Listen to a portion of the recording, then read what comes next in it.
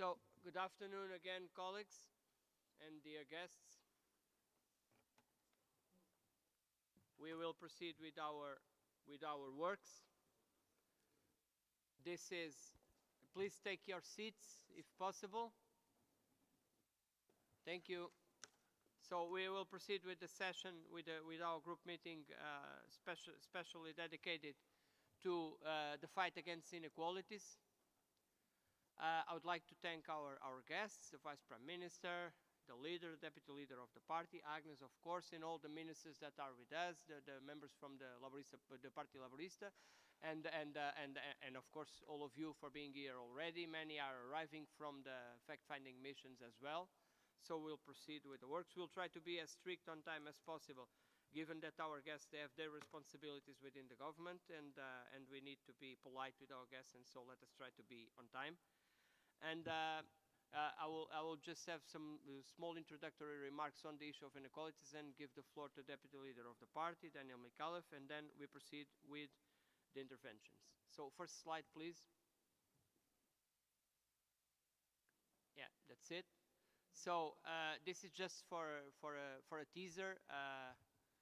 We can see that inequalities have risen in Europe in terms of primary incomes in the last decade. This is basically the decade of the financial crisis. This means that before social transfers, Europe has become more unequal, but at the same time, we can say that the social transfers, the welfare state, has produced a difference, and we have still a small rise of inequalities in Europe after social transfers, but much less than what we had without those social transfers. That means that education, minimum salaries, collective bargaining, all of those that influence the primary income in Europe, those policy measures were not enough to counteract on the rising of inequalities coming from the working of our capitalist society, and particularly because of a number of actions that occurred during the period after the economic crisis. And we see through the rise of inequalities also many of the reasons that make people be dissatisfied with public policies, and certainly this also occurred in Europe. We could think of it in other parts of the world, but this also occurred in Europe. Inequalities is not just primary income, it's not just monetary income, but this is an important source of the perception of our citizens about the success or failure of public policies. Next slide, please. And we see that, as I said, after social transfers, we are still slightly more unequal, but much less than in terms of primary income. And a significant number of countries managed to reduce inequalities more than those that became more unequal even after social transfers. But still, a number of countries became more unequal even after social transfers. Next slide, please. And just referring to, no, next slide, please. This was not supposed to be all of them. Next slide, please. Yeah, this is what I wanted to refer to. This is a very important information, I think. 6 countries have managed to reduce post-tax inequalities despite an increase in pre-tax inequalities. Greece, Spain, France, Croatia, Malta, and Portugal. Through social transfers, through the welfare state, we managed to completely counteract on the rising of inequalities on primary income, and with our welfare state, we managed to reduce inequalities in terms of the living conditions of the population. So that means that we were working really, these countries in particular, for the most disadvantages in our societies. Next slide, please. And 3 countries have reduced significantly inequalities through social transfer, much above the EU average, and we have to highlight the role of the reduction of inequalities through social transfers in countries like Sweden, Germany, and Finland. So we go back to the traditional countries with stronger welfare states in Europe. Those were the ones that could produce very significant reduction in inequalities through their social system, through their social transfer system. So that's, I would say, the basics of our welfare system working in Europe. And this is just what I wanted to say, just as a teaser for the introduction. As I said, inequalities are multifactorial, multidimensional. There's a lot that we will be discussing today, which will certainly not be only about monetary income, but that's the purpose of this session. And now I will give the floor to the Deputy Leader of the Party Laborista, to Daniel Micallef, and then we proceed with our guests afterwards. Thank you. Daniel, please, the floor is yours. Thank you, Mr. Vice President, Deputy Prime Minister, colleagues, distinguished guests. First of all, it's an honor and a pleasure for us as a party to host you all here in Malta. Inequalities, they have existed since ever, and unfortunately they will continue to exist. And ironically, they are what brought our movements to life, our purpose to fight inequalities and social injustice. As a Labour Party, we marked our 100th-year anniversary last year. And the party has come a long way since then, and more so, the little island we proudly call home, Malta. Our challenges have changed, but the principles in handling new ones remains practically identical. Solid foundations laid throughout the years by successive Labour governments translate up to this very day in free universal education and healthcare for all. These were, in my opinion, and keep being the key fundamental principles to fight inequality. Having strong social programs and policies stem from strong beliefs. However, the reality is that to support such social initiatives, the key is a strong, healthy economy. In order for wealth to be distributed, it must first be created. What defines us as a Labour movement is our priorities, how this wealth is distributed. Pensions, free medicines, free childcare facilities, coupled with investments in our schools, infrastructure, and our environment. What's definite, though, is that there's much more to be done, and that's what keeps us all working hard towards a common goal. The pandemic we are still experiencing has further exposed global inequalities, even within Europe itself. 2 days ago, together with President Irache Garcia Perez and Deputy Prime Minister Chris Fern, we were discussing how crucial the joint procurement mechanism was for Europe, and especially for small states like Malta during the pandemic. A united Europe can achieve much more than we even imagine, only if we address and respect the inequalities that each country faces. As a Maltese citizen, I consider myself lucky to live in a country which had one of the best strategies in handling the pandemic. If we look just at healthcare, just like in practically any other sector, we can currently discuss other issues and challenges because of one simple reason. The pandemic was and is being handled in an excellent manner, both from a health and from an economic perspective. Today, in the midst of a pandemic, we're speaking of a record low unemployment rate. And as the Vice President was saying during his introduction, monetary income, i.e. jobs, is key to address inequalities. Not only, but it's a key part in addressing inequalities. We're practically speaking about improving what's already of good standard. Let me give just one small but very significant example. Just a few weeks ago, government announced that the supply of free medication for cystic fibrosis patients. We're speaking about, in Malta, circa 20 people. But that's an investment of 200,000 euros per year per patient. And that's just one example. The basis remains our beliefs, our mission statement. New challenges and inequalities will keep cropping up, but that's what strengthens our resolve to continue working, renew our policies and ourselves continuously to improve the quality of life for all. Thank you very much. Thank you so much, Daniel. It's a pleasure to have you here and the leadership of the Labour Party. And now I will give the floor, I will start by giving the floor to Deputy Prime Minister Chris Fern. My rule will be for this afternoon, I will not cut the floor to our guests, to our distinguished guest members of the government. It's the only time I will say, please, as much as possible, try to be stick with the time, since I know that the Vice Prime Minister has a lot on his hands for today. So, but the floor is yours, Mr. Deputy Prime Minister. Thank you for being with us yet again. Thank you very much. I hope not to allow you the pleasure of stopping me within in the next few minutes.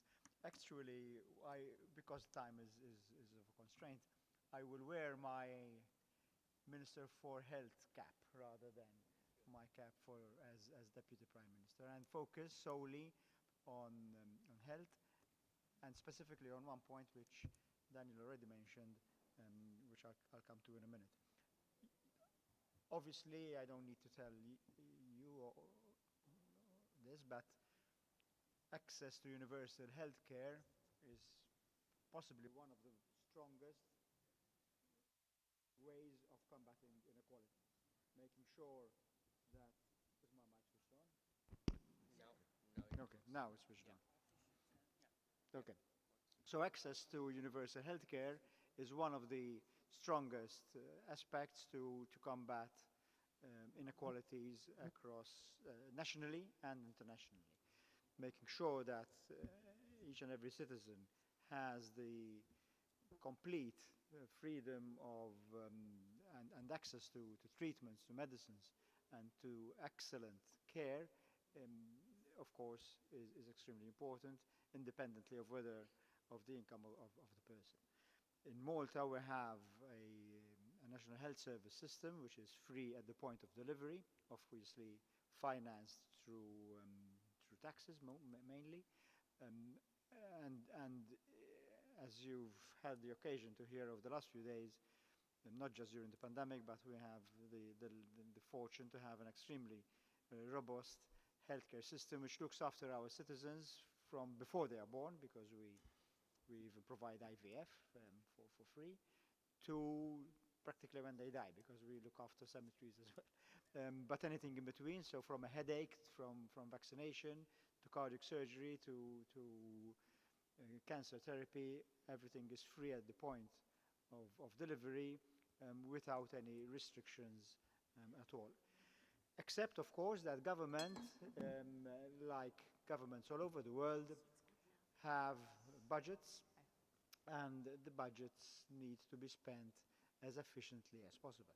Now, you are also aware, of course, that not only is access to universal health care important for equality for our citizens, but so conversely, healthcare, good healthcare is dependent on social determinants. So on what you earn, whether you are above or below the poverty line, will make a big difference to the health that you enjoy.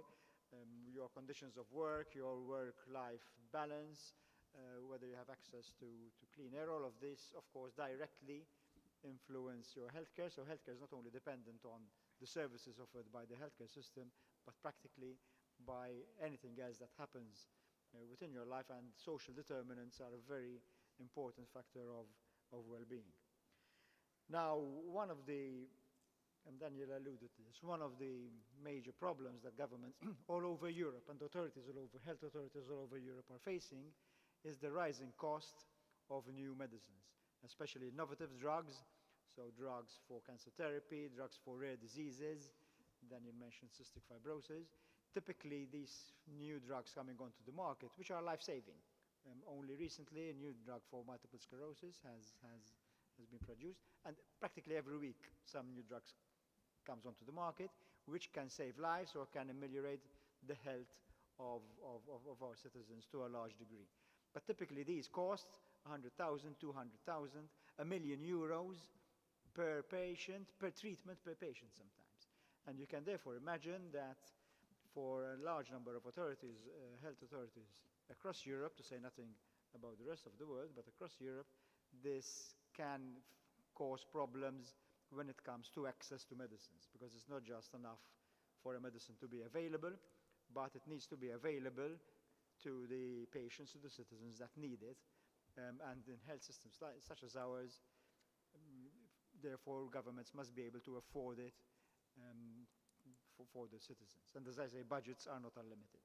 So very early in the time that I started my job as health minister, and I've now been in this job for 7 years, I have been very vociferous across the European Union, in health councils and wherever I can, in trying to push forward the idea of a joint procurement. So Europe-wide or block-wide, procuring, especially the new negotiating and procuring new medicines that come onto the market, because if we manage to buy new medicines as a block, we can get them at a cheaper price.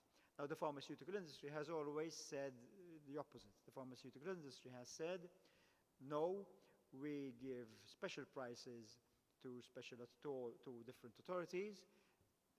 Health authorities from different countries are not allowed to disclose the price that we give, the pharmaceutical industry gives to health authorities, and they tell us that they give all of us the best price, which is of course impossible. But this is the question of whether or not we should have price transparency when we procure medicines. The pharmaceutical industry says price transparency will push the prices up. We believe that price transparency will push prices down, and price transparency is essential if we want to negotiate jointly and if we want to procure jointly. We can't procure jointly unless we know what we are paying for. So price transparency is obvious. Now, this argument, which has been going on for years, I think has now been settled because of the pandemic. The pandemic has pushed governments with their back against the wall. We have all had to sit down and negotiate jointly for the vaccines. Because we've negotiated jointly, we knew what prices we would be paying, so there has been price transparency across the European Union when it came to negotiating the contracts for the COVID vaccines. We managed this. We managed to procure. Not only did all of European citizens have access to the COVID vaccines basically at the same time and practically before the rest of the world, but we also got them at a very competitive price, much cheaper than they are on the market. So there is no doubt that price transparency, joint negotiation, and joint procurement manages to bring medicines not only equally across the bloc, across the union, but also cheaper.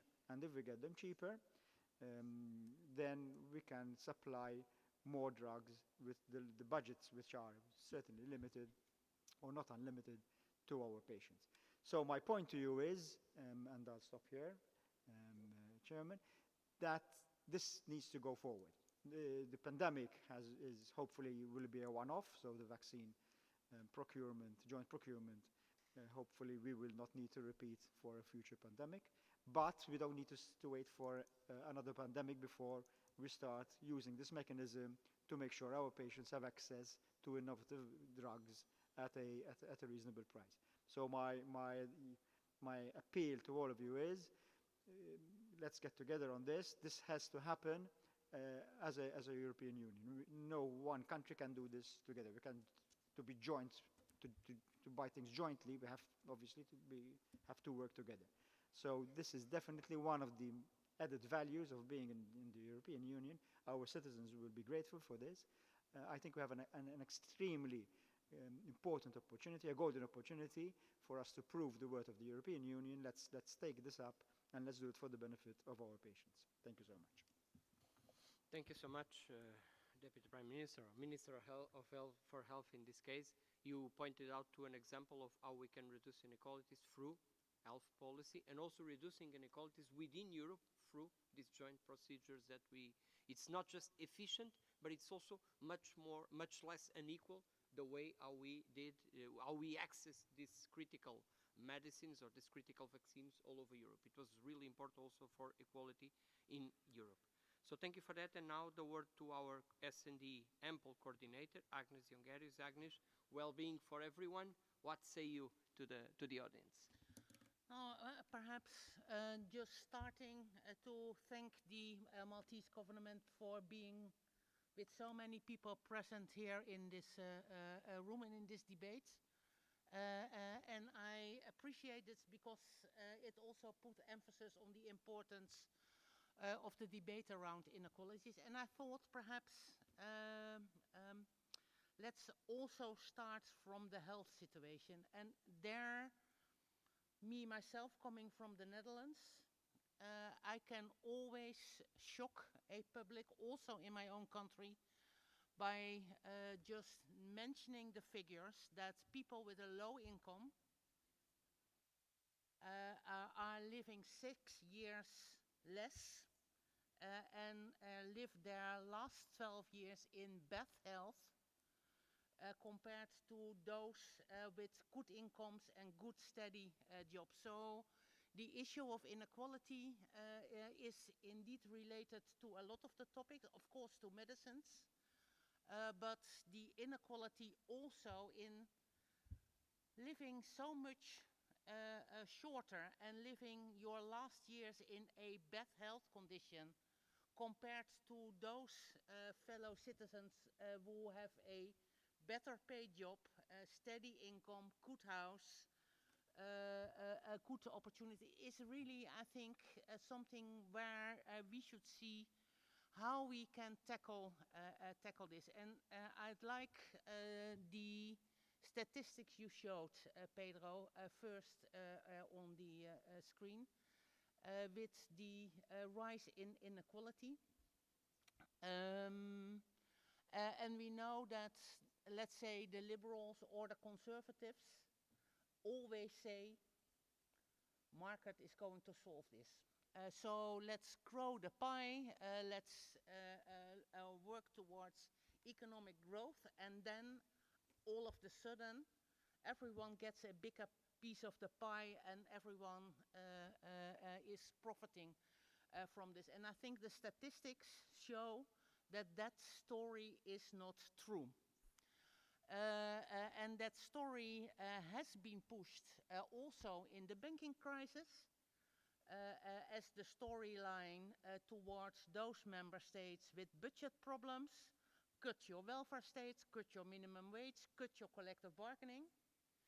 And luckily, I think we are on a turning point in pushing for a different direction. And I'm just going to mention here three simple facts, and that's one also in the direction of Helen. Happy birthday, Helen, for today. But in 2017, we had this Gothenburg summit where the European Pillar of Social Rights was declared. We had our commissioner taking the lead in pushing for an action plan, and I think we can say we helped him a little bit from the European Parliament by giving the right reports and the right policy suggestions. And so the third date I'm going to mention is indeed the Porto Summit in May of this year, where I think Prime Minister Costa can, without any doubt, claim his success also in pushing back inequality by choosing a different direction than the direction which has been pushed from the European level. And there, I think my main point at the moment would be we can be at a turning point. We have the European Pillar of Social Rights, we have the Recovery and Resilience Facility, we have the Porto Summit, but every now and then I have the idea it is as if we are pushing this rock towards the mountain, and if we don't watch carefully, it's rolling down again, and we have to start pushing again when we know that now we are going to work towards a new economic governance of the European Union.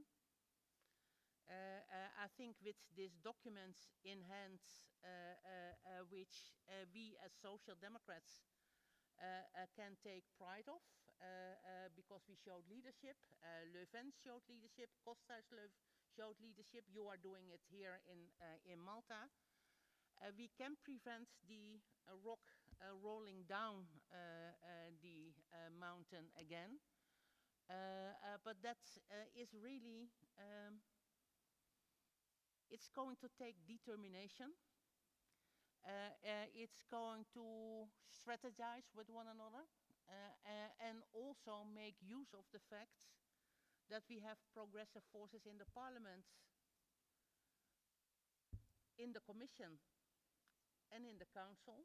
And here, that's why I'm so happy with this debate, Let's see how one can help each other, because inequality in itself, it's not getting away like this. It's not getting away by let's grow the pie and everyone gets a piece of the pie. It's not going away by trying to ignore it, which is sometimes the case in my own member states. We should push for a different line, but I think we can win this battle. Thanks. Thank you so much, Agnes, for that. That's, yes, I think we are in a moment that is a positive moment for this political family, and also I think for the fight against inequalities, because indeed it does make a difference what you think and how you act, and not just leaving the market to act as you referred to. And we think differently in our political family. Now, this session will be about a debate on inequalities, but also a big fact-finding mission for us as members of the parliament, because we want to learn from the experiences here in Malta. And I thank so much the different members of the government that are with us today. And first I would like to host Clint Camilieri, Minister for Gozo. If you could join us, please. Agnes, I'll have to ask you to make room for our minister. We'll have now our guests, and thank you for that, Agnes, and our guests will be with us now. And I will try to challenge you a little bit. Please tell us about the experience of tackling inequalities within a country that, I mean, it's not linked to the continent. So what is the challenge, and what is the particular challenge for Gozo? What can you tell us about the experience of tackling inequalities in your island? Thank you.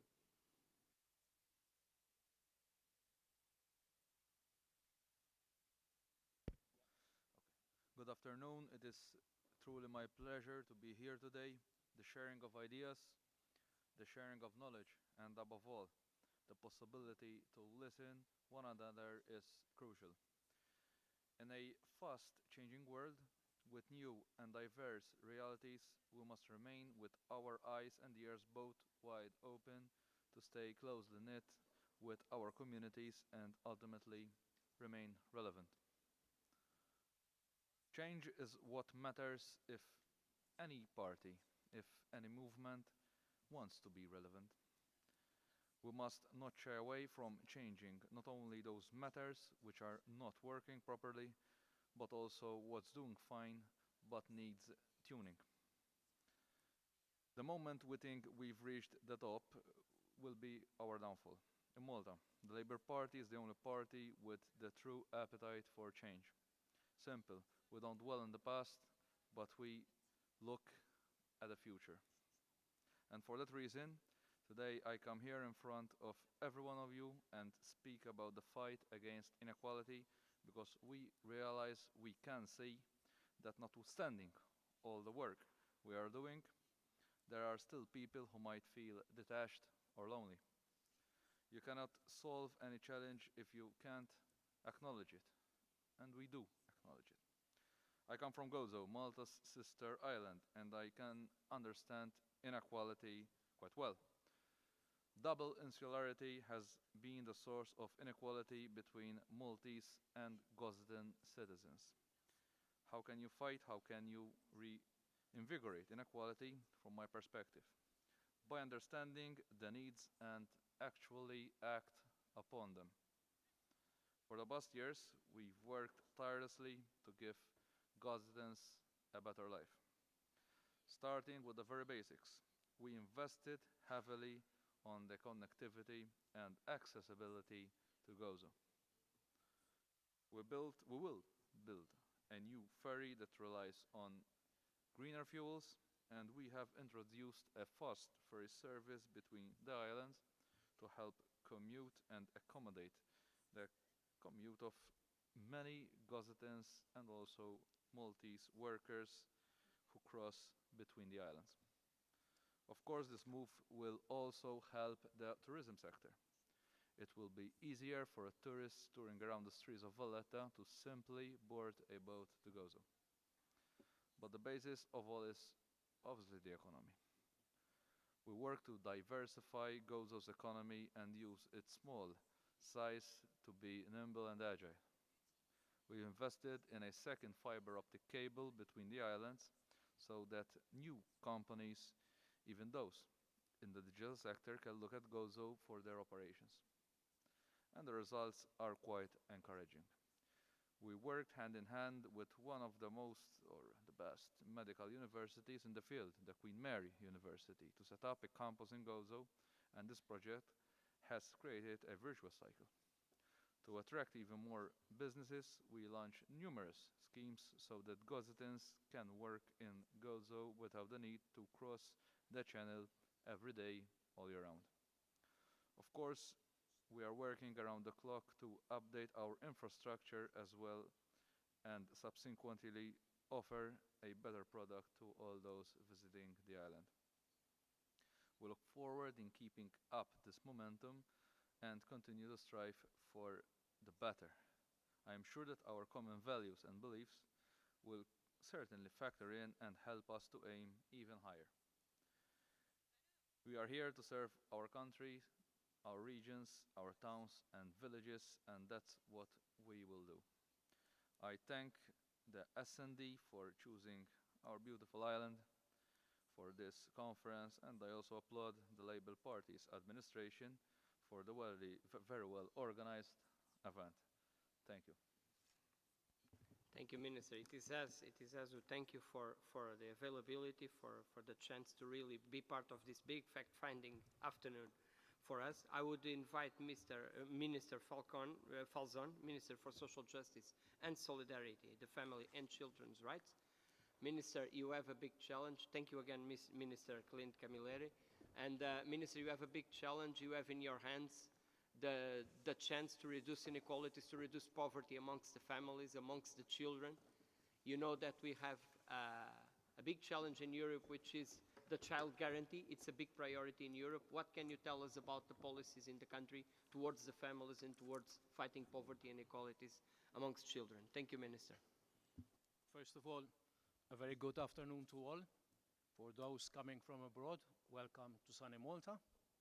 And I think it is fitting to start by congratulate the SPD on their victory last Sunday's election.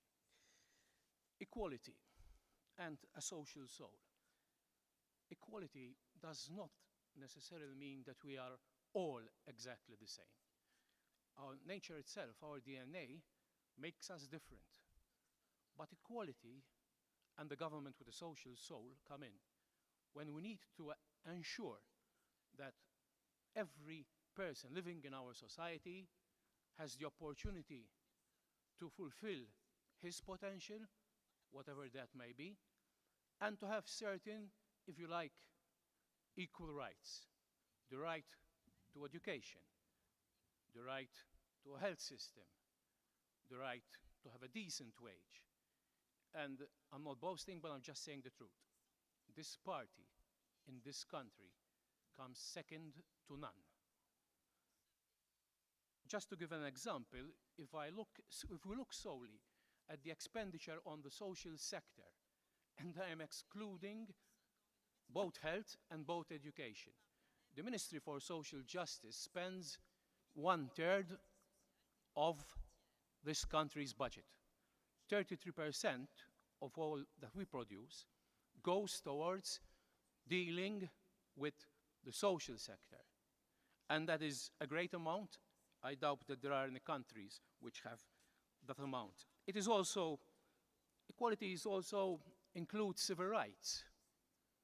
And I don't need to go back too much in history. It was this government which was in favor of divorce.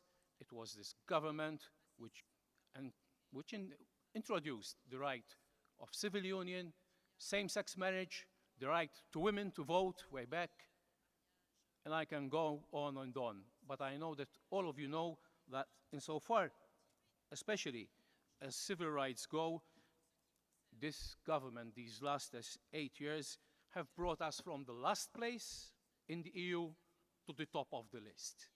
And that goes to this credit. Society is to include all. If we look at pensions, for example, in the last 8 budgets, this administration has been there now basically for 8 years, we have raised pensions 7 times. During other administrations, pensions did not move €1 for 25 years. That is a social soul. If we look at education, we provide free childcare to all and sundry. Whatever your means, you are entitled to free childcare, which then encourages and facilitates that people go to work, particularly women, who have made a real difference. Free childcare amounts to around €4,500 per year per child, but we offer it to all. Education up to university, up to first degrees is free. Health is free. And I cannot but, I think, publicly congratulate Chris Fern for the great things we managed to do in this country. As someone already said, we have also ensured that the people do not suffer, not just medically. I basically can say, not only have this pandemic not made us go back in jobs, but we now have more people in employment than we had prior to the pandemic in 2019. There are less people registering for work than there was before the pandemic. Today we can boast of having the least number of people registering for work since records were kept in this country. It is a record, a positive record. The same thing goes with women participation. And that did not come along just falling out of the sky or picking apples. It was because we invested in the people. We believe in the people. The people are the soul of our societies. Social justice is the reason of our party and is the reason for all of you here. Without the aim of social justice, our parties would become irrelevant. And social justice is not just words, but it goes to social solidarity, where you must go to facts. During the pandemic, for example, all those persons who knew that schools were closed and stayed at home were given €800 a month. For all those persons who had a medical condition and they had to stay home, likewise, €800 a month. For those people with some sort of disability, whatever that may be, and they are more at risk than others, likewise, €800 per month. And here I'm just talking about one might consider as the purely social.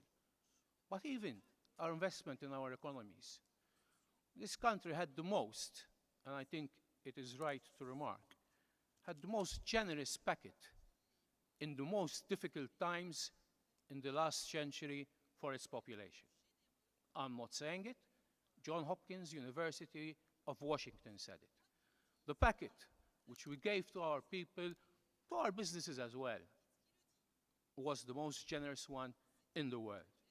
Similarly with vaccination. Vaccination free for all. First country, fourth country, and foremost in vaccination. Some might say, but there are still problems. Yes, and I can tell you, I'm sure we all know it, that there will always be challenges. Social challenges won't go away. Change is the only constant that we have. So we need to adapt. And we have done that. And we need, as a family of parties, to continue to do that. Poverty. Just today, I am proud to say that if I look at 8 years back, when the Labour administration started, if I look at severe material deprivation, we are now one-third of what that was at the change of administration. If you ask me, everyone still in severe material deprivation is one extra. But we must recognize our successes. Severe material deprivation is at a third. If we look at material deprivation, it's less than half. Out of every 5 in 2014 who were in material deprivation, 3 of them are no longer there. It's the same with the at-risk of poverty and social exclusion. Again, this year, following a pandemic, we have seen a decrease. and we need to invest more. I think my time is over, so I'll just basically make one other point. We are a government with a social soul for all. We don't just go for the mass. We show interest in the LGBTIQ community. We show interest in the field of disability. In our country today, people who have a severe disability and who will not be able ever to work, they get a minimum wage.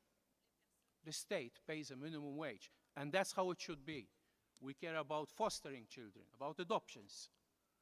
And I would like to close with one point. Some might say, but values change. Well, values don't change. There are different ways in different times how to actuate those values.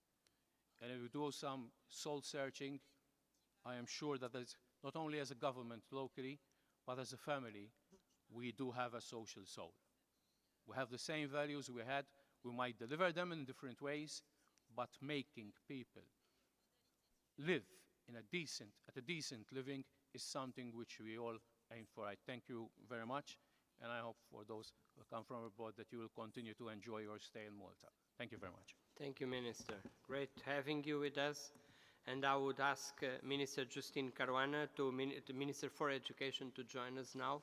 But Minister, let me thank you while you leave the floor, because it was really important what you achieved in the last decade, reducing inequalities. In this time after the financial crisis, it was important. Reducing inequalities through the welfare state, it was really important. This is the mark of our government in Malta. It's really important. Thank you for that. And now we welcome a very important minister handling public policies of education, and we know how important education is to tackle the sources of inequalities, how important it is a school for everybody, a school of quality for all. Minister, the floor is yours. What can you tell us about the way how we handle the educational system in Malta, please? Well, thank you so much. It is indeed a pleasure to be here with you today, and I join my colleagues to welcome you here in Malta. And it is a very important subject that we are tackling today, and it is my firm belief that the only way we can achieve equality, and at a faster pace, is through discussion, collaboration, but more so hard work. And the Labour Party's core values of equality, equity, and social justice have served this country very, very well. They have served to build a stronger democracy, and it is through the endeavors of Labour governments that brought major socio-economic changes despite the subtle and not so subtle attempts by diverse factions to hinder our desired progress. But despite our very small size, we have achieved a lot, and we have been pioneers more than once in diverse areas where inequality is concerned, and we truly address them. All forms of progress require good and reliable education, and we pride ourselves for having a robust educational system which proved to be resilient even during the pandemic. A small country like Malta, but we invested and we opened schools and we kept them open, delivering qualitative education to our children. It is the role of every government to provide current and future generations with the opportunities to develop the necessary values, skills, attitudes, and responsibilities for active citizenship and employability in the 21st century. And this will secure continuity between the world of education and the world of employment. And that is why we align our educational ecosystem with our economic needs.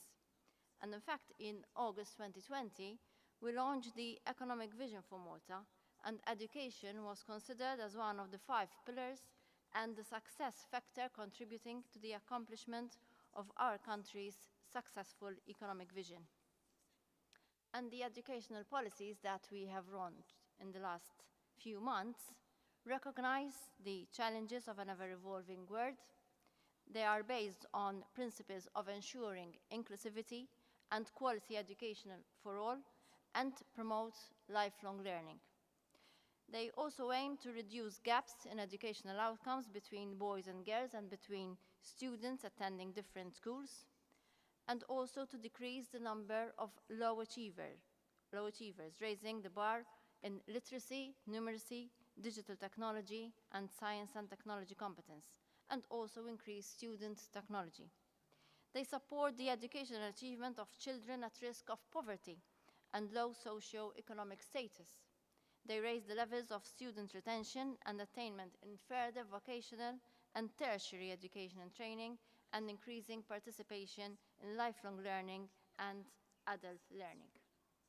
As my colleague rightly pointed out, the importance of quality childcare services, which is crucial. We boast of our free childcare services, which have been a huge success, and these complement our free education for all, even at tertiary education. We don't charge fees to our university students. We even give them stipends and other additional assistances.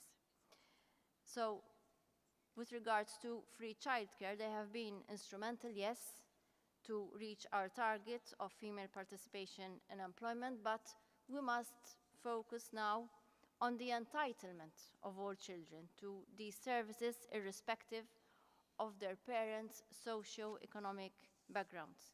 The earlier we start with our children, the better. And then, no matter how hard we work to upgrade and enhance our education sector, there will still be students who drop out and disengage from the educational system. We recently, as a country, achieved a very important success, that is the reduction of the percentage of early school leavers. However, we must continue and persevere with this agenda, and we must continue to offer educational programs in all post-secondary and adult learning institutions that entice and encourage our students to further their studies and build on their competencies. Lifelong learning is the only way forward, and we are living in a digital era and fast-changing world, and we must continue to be students irrespective of our age. We must promote learning all throughout. It is thus our continuous endeavor to offer a second chance education programs in all post-secondary and adult learning institutions, targeting those students who disengage themselves from mainstream education. These challenges are not the challenges of a nation, but a worldwide challenge, and we must all work together and through an open dialogue, collaborate to have in place the right ingredients for our present and future generations, for them to acquire the necessary skills which will give them access to a better quality of life, allowing social mobility, and truly ensure that nobody is left behind. Thank you. Thank you so much, Minister. That was excellent. Thank you, Minister Caruana. Truly, I would say, an holistic approach to the educational system from the Maltese government. Again, an important experience for us to take back. I would invite Minister Bonici to join us, please. Mr. Owen Bonici is the Minister for Equality, Research and Innovation. Being the Minister for Equality, it's where everything is being stitched. All these policies are being brought together. And certainly you can tell us about the horizontal approach to the reduction of inequalities in this country, Minister. It will be interesting to have your experience, your input on the reduction of inequalities as a whole in the policies of the government in Malta. Minister, the floor is yours, please. Thank you so much. It's indeed an absolute pleasure for me to be able to address you colleagues this afternoon to talk about a more social Europe, to talk about a union of equality, to talk about how together we can change and improve the social fabric of the European continent. We are discussing social equality in a historic period which many are terming and defining as post-COVID. And as we know, COVID has affected negatively the social fabric of our societies in more ways than one. My colleagues before me have explained the sterling work which the government did to make sure that not only livelihoods are saved but also lives. But it is true that speaking about social inequality and the fight for more equality in a post-COVID period is more crucial than ever before. Of course, we are fortunate as a socialist group to have assisting us a first ever European Commissioner for Equality who comes from within Malta and the Labour Party.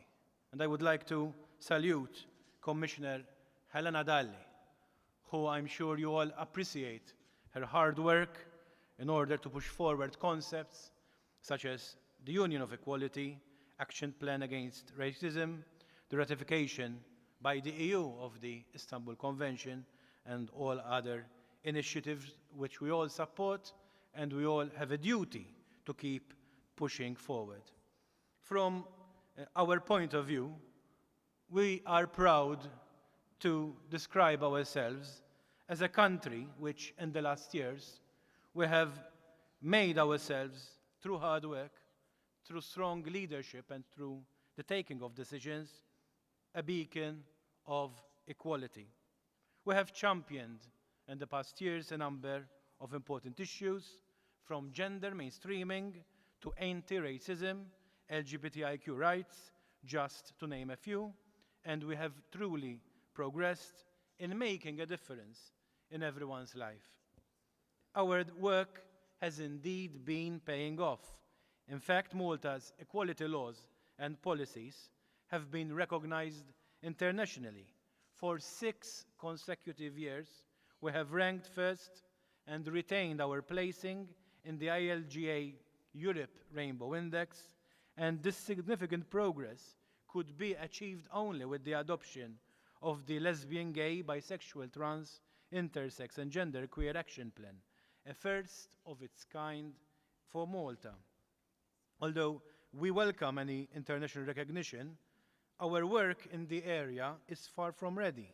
And through our LGBTIQ Equality Strategy and Action Plan, which will take us up to 2022, we commit to continue implementing the necessary measures to guarantee substantive equality for LGBTIQ persons in practice. In 2018, an intercultural and anti-racism unit was set up within the Human Rights Directorate in Malta. Its main aim is to serve as the main governmental coordinating body that imparts information, receives integration requests, works towards an anti-racist society, and follows migrants' progress on their path of integration in Malta. It is with great pleasure that I announce that tomorrow we will be launching the country's first anti-racism strategy. This is a strategy which will take a dual approach. It aims to confront and eliminate racism in all its forms, being individual, systemic, or societal, and also aims to stimulate and support intercultural inclusion. Moreover, targeted initiatives will also be taken to address the particular needs of minority groups with a view to advance the principle that underpin the strategy. We also have a vision for a society where men and women, girls and boys, in all their diversity are equal, a society free from violence, from discrimination based on gender, where everyone is free to pursue their chosen path in life and have equal opportunities to reach their full potential in use of all talents and diversity. We strongly believe in that principle. And we are aware that the EU Gender Equality Strategy for 2020 till 2025 presents policy objectives and actions with the aim to instill substantial progress towards gender equality by 2025. In conjunction with all this, by the end of the year, we are also aiming to launch our own gender and mainstreaming strategy and action plan, also to cover the period till 2025. The strategy, which is the first of the sort, marks an important milestone in Malta's efforts to achieve full gender equality in all spheres of life. We acknowledge that while significant progress have been made, particularly with regards to the labour market, our goal, that of ensuring the equal advancement and empowerment of men and women, of girls and boys, remains distant. To this end, Parliament this year has approved a law aimed at ensuring more representation between women and men in Parliament, while we are also working towards the approval of an equality bill aimed at prohibiting discrimination in the various spheres of life, the promotion of equality, and the prevention of discrimination. Dear colleagues, we are committed to do more. Our aim now is to continue delivering, to ensure that our fight against inequality is reinvigorated on a daily basis. We are far from done. Together, we can truly continue to unite for a more social Europe. Thank you so much. Thank you, Minister. That was inspiring indeed. Thank you for that. Last but not least, I will invite Oliver Cicluna, Member of Parliament. Oliver, please join us. We need to hear the voice of the Maltese Parliament. We need to know if our members of Parliament are satisfied with the work of the executive branch. How do you see the work of the government? And certainly, what has been and what are the priorities of the Parliament in terms of reducing inequalities in Malta? Oliver, the floor is yours, please.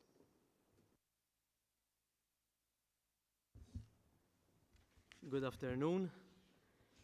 Since I'm not a minister, I have the privilege of addressing you as a disabled person, as an activist, and yes, now as a member of parliament. Until 9 months ago, my job was to safeguard the rights of persons with disabilities, since I was the National Commissioner for the Rights of Persons with Disabilities in Malta.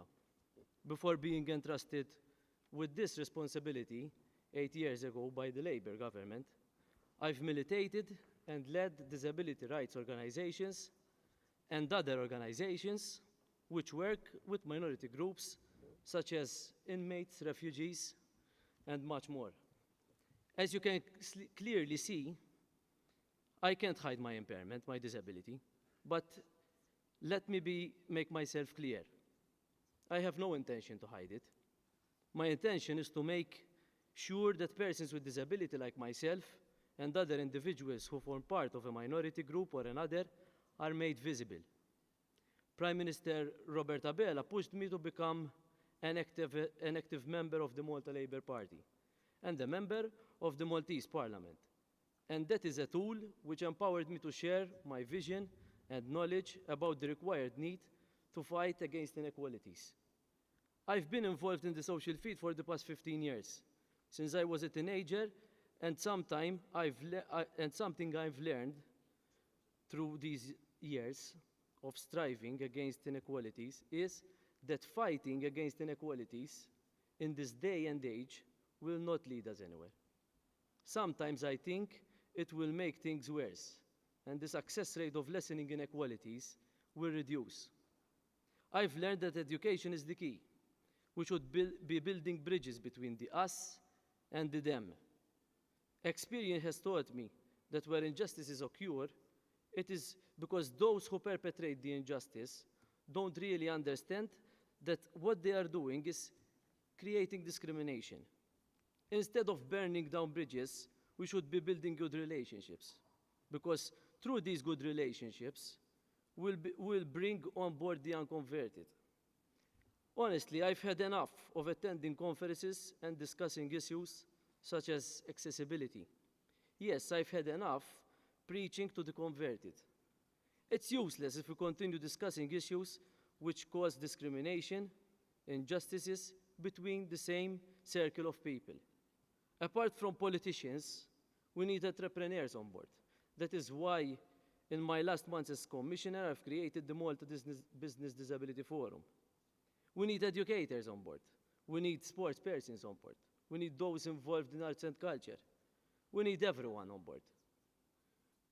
We have to understand their barriers, whilst we need to understand, whilst we need to make them understand ours. Then together we can analyze what's wrong with the status quo. We can plan and build the future together. Let me share with you my experience as a kid with crutches. I was born with spina bifida in the mid-80s. Started using crutches at around the age of 4. When I started school, teachers tried to protect me. But my parents always told them to let me be. Let me play with the other children. Let me do what every other child did. And I did manage to do most of the things my childhood friends did, even if in a different way. The fact that I was participating in their thing without any distinction helped me build strong bonds with my friends, and by the time we grew up together, they kind of forgot that I had a disability. They treated me as one of them. Why did this happen? Because my parents didn't want me to be treated differently. I didn't want to be treated differently. Teachers understood our point, and children followed naturally. It all happened.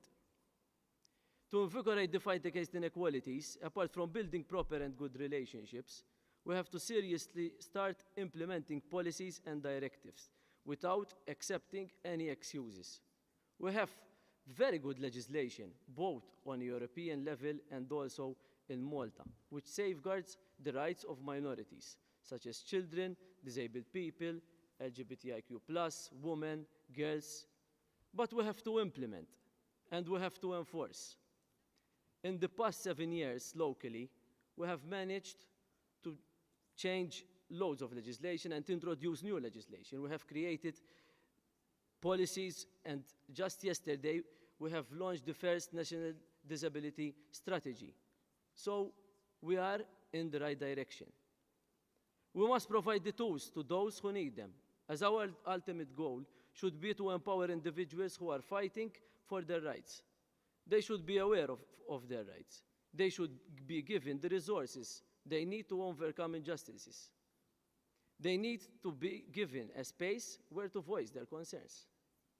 For example, enter public life, including politics, because I believe that the equality agenda should be led by those who sometime faced and combated against inequalities. In the disability sector, we use the Convention for the Rights of Persons with Disability, quote, "Nothing about us without us."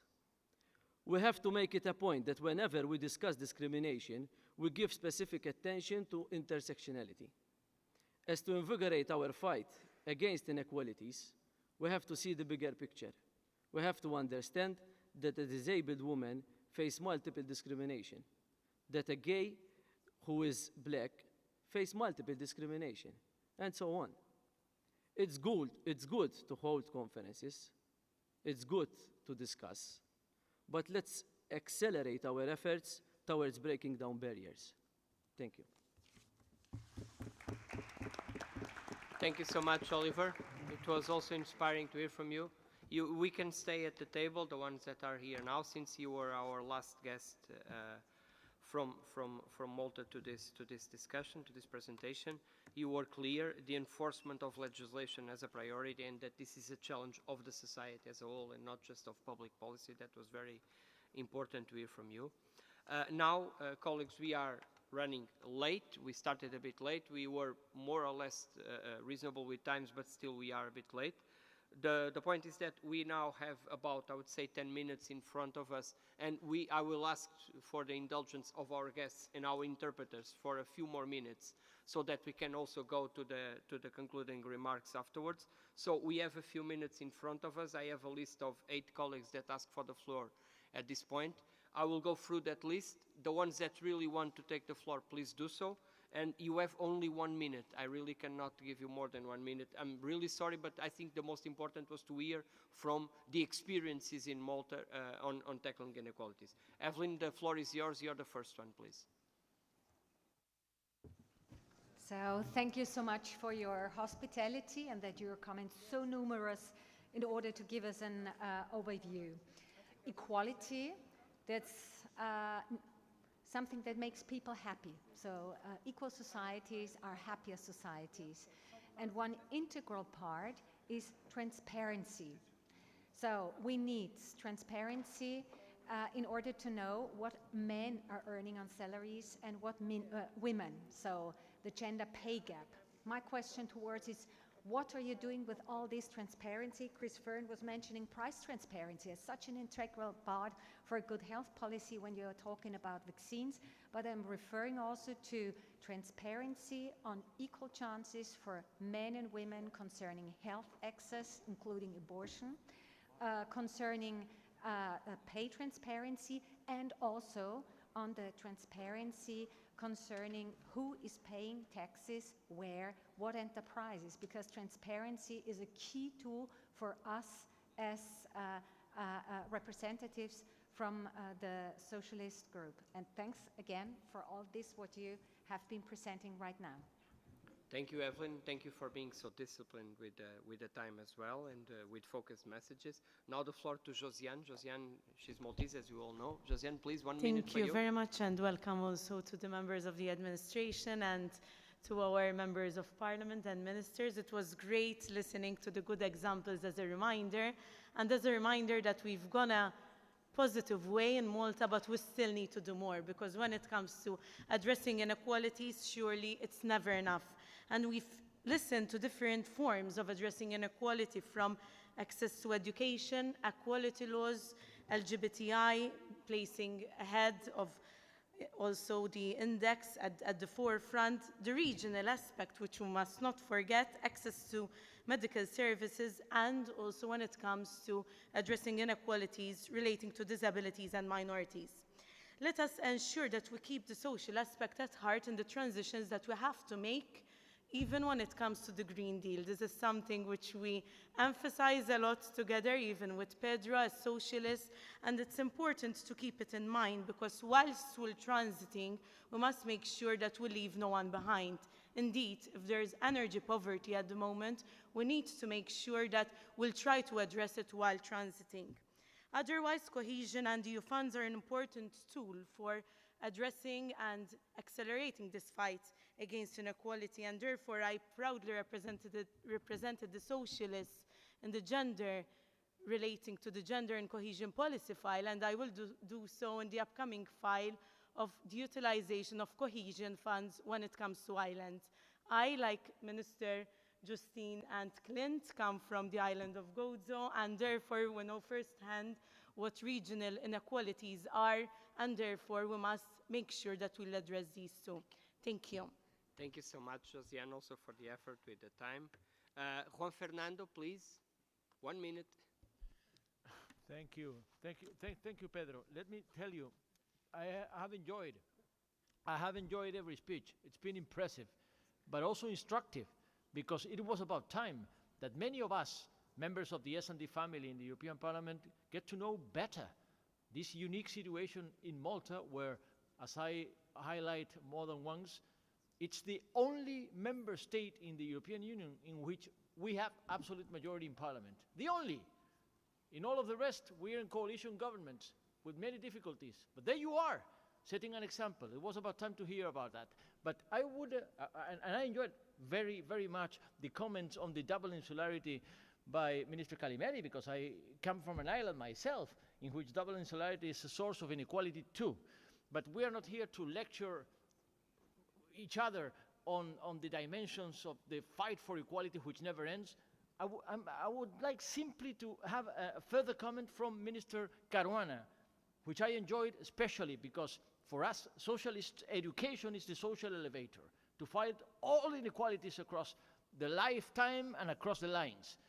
But it is also true that some countries in the European Union come from a situation in which the hegemony of the Catholic Church imposed in the educational system has lasted centuries. It's the case of Spain, and that precisely, incidentally, is the reason why in Spain it's so difficult to come up with a consensus on a matter of education, because the conservatives lean confessional and we socialists lean non-confessional, lay approach to education. How about Malta? Does the Catholic Church exert some influence on the educational system nowadays? And is it a source of inequality, considering that the Catholic Church has always exerted education through the private system, so reproducing inequalities across the lifetime? Thank you. Thank you so much, Juan Fernando. I'm sure you can even discuss it a little bit in the end with the minister. It is an interesting question that we could take in exchange in the end together. Now, Gabi, the floor is yours, please. Again, 1 minute. You are German, so you will be disciplined, I'm sure. Thank you very much. And thank you for the overview. I think the presentation showed to me one thing, that if you have a crisis like the pandemic and you have a strong and robust social and health system, you can overcome it faster than others. And this refers to the key question, I think, for the future of social democracy, and this is after the neoliberal age. What is our vision for a strong state that delivers for its citizens? And therefore my question is very short. I think you showed impressively also what Pedro's picture showed. There are some member states delivering very well here, but others are not. And I think our dream of a Europe is of upward convergence. What do you think as a government on our demand as S&D Group to really have a directive on a minimum income on European level to make sure that we have at least standards, how we can have a strong social state and to reduce inequalities? We have seen that this is very important. Thank you. Thank you, Gabi. If you concur, that I will address to the leader of the Labour Party. She will be having an intervention in the concluding remarks. So, Ramon, it's a challenge also to you for the end. The leader of the Labour Party, the Prime Minister. Sorry, the President. President, sorry for that. Leader, not leader, President. My fault, me to blame on that. Mark, the floor is yours, please. Yes, thank you very much. I would first address Oliver before I come to the ministers. Oliver, you're very right to defend intersectionality when it comes to discrimination. And intersectionality is a term which tends to disappear in council language. And because of Poland and Hungary, they hate that word. So thank you for recalling it. And I call on the ministers, when you're in Brussels as co-legislators, defend this concept of intersectionality. Then to the ministers, we need you as allies. We have very progressive agenda as SND in certain subjects. You must help us when it comes to the Pay Transparency Directive, that we get through our principles. Help discuss with colleagues, and we hope that it won't be blocked in the Council. Help us to unblock the horizontal anti-discrimination directives, stalled in the Council since 2008. Now we will have a new government in Germany. Hopefully there will be more pressure to finally unblock this directive in the Council. Then a third thing is we had a resolution in the Parliament. We called for a council formation, a specific council formation on gender equality and diversity. And I think this is a very good idea, and this is very much needed if we want to fight inequalities. So we also call on the Maltese government to support this idea. We would be very happy if we have allies in that. And then the last, I think it's enough. Yeah, sorry, thank you. Mark. So sorry, but we are really on the limit now. Thank you for that. Marcos, the floor is yours, please. Gracias, presidente. Y gracias, yo quería dirigirme...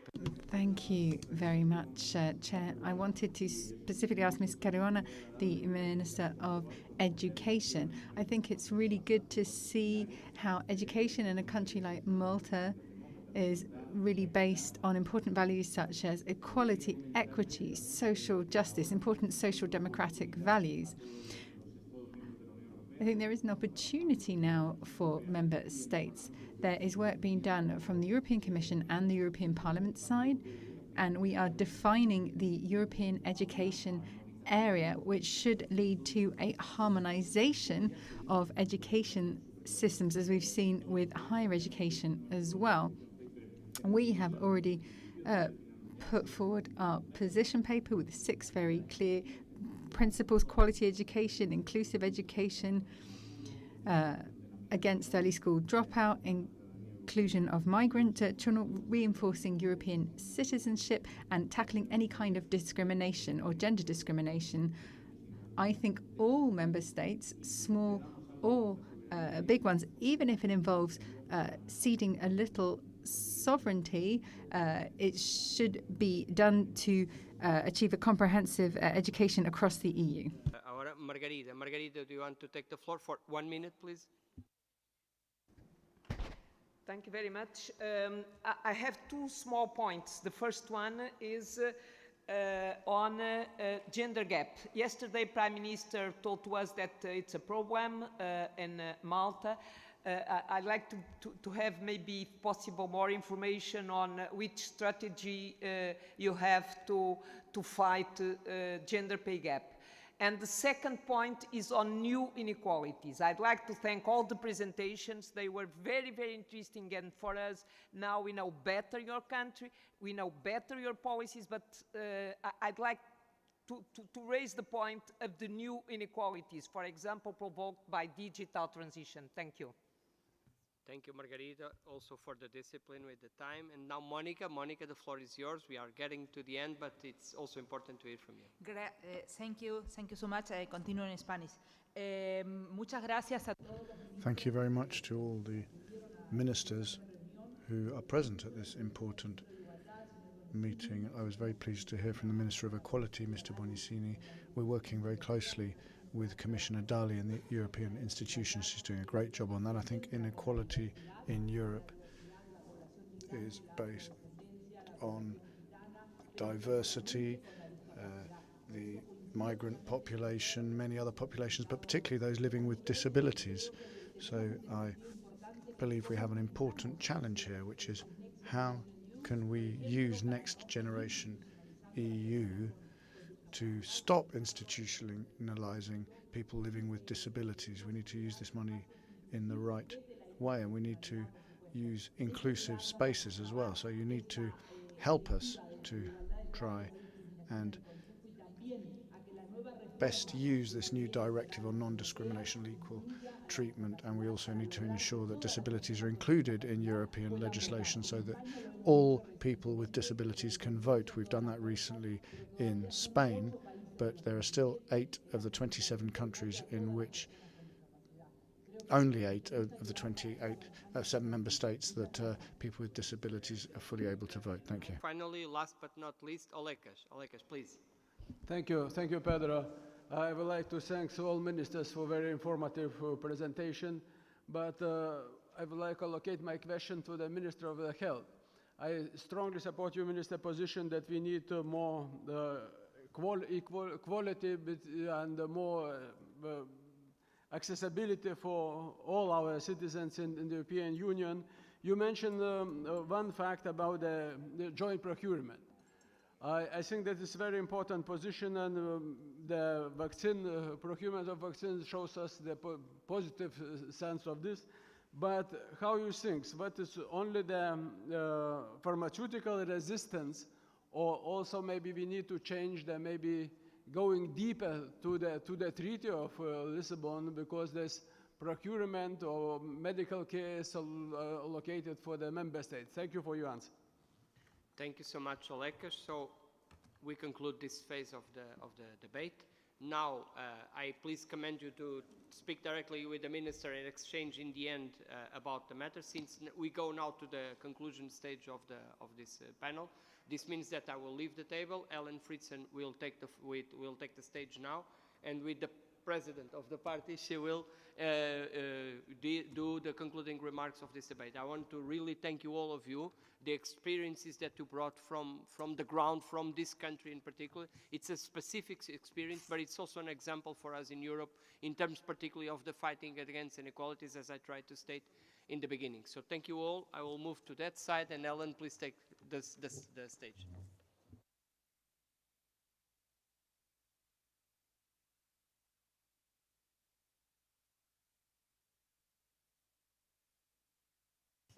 COVID rules.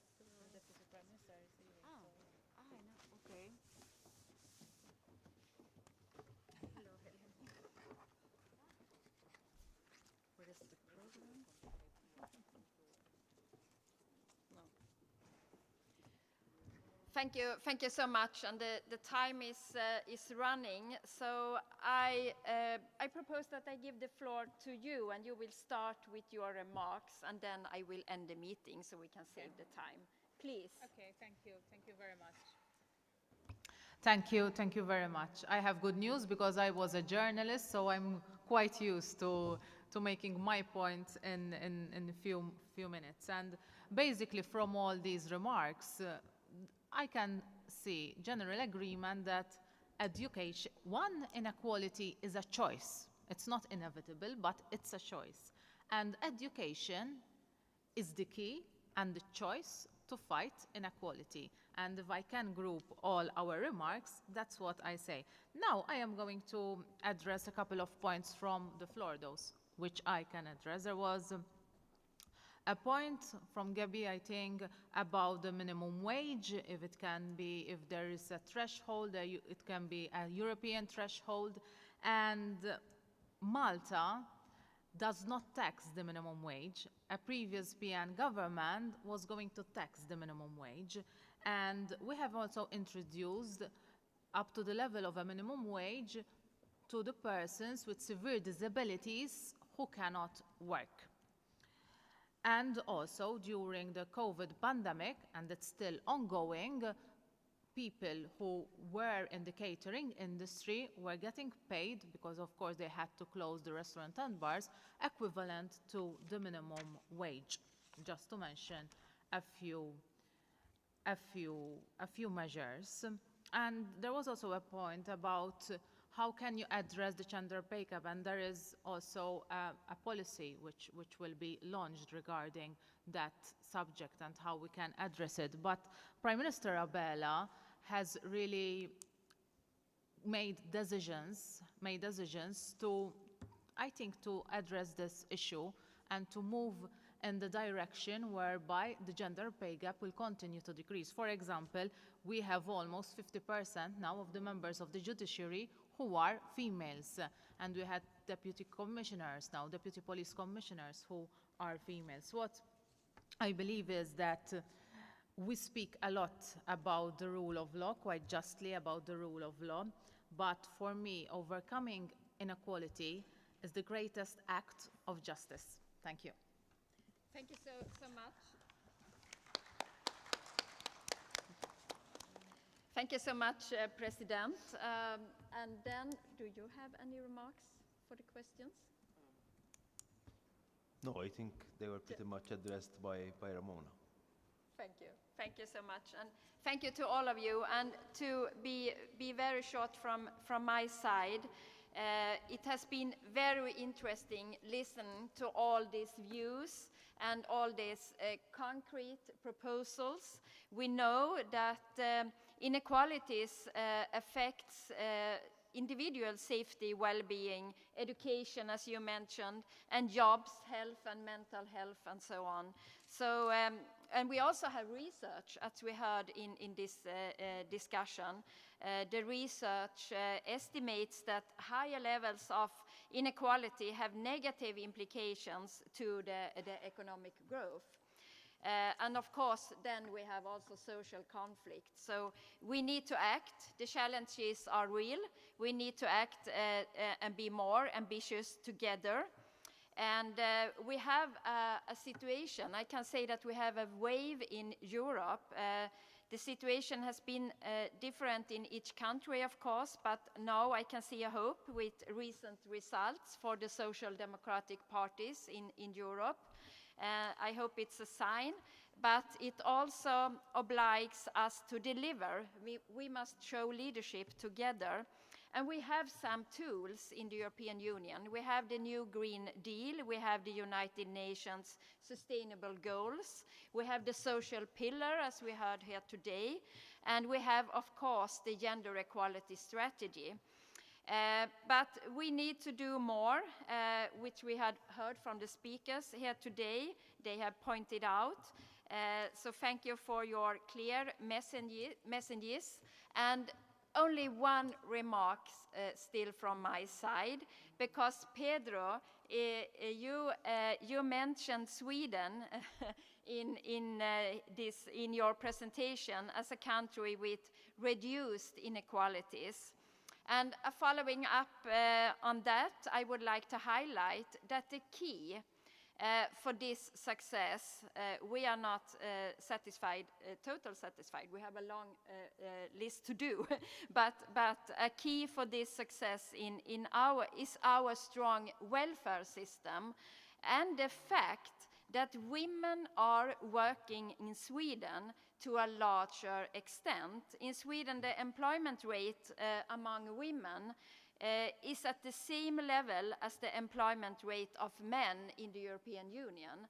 So I will push for this because I know that when men and women work in a country, we can create more equality together. So with that said, and that will be my conclusion, it's only by working together. So thank you very much to our speakers, and thank you to you, Pedro, for leading this discussion and this debate. And together we can ensure that the European Union will be both stronger and more equal. Together we will do it. Thank you very much.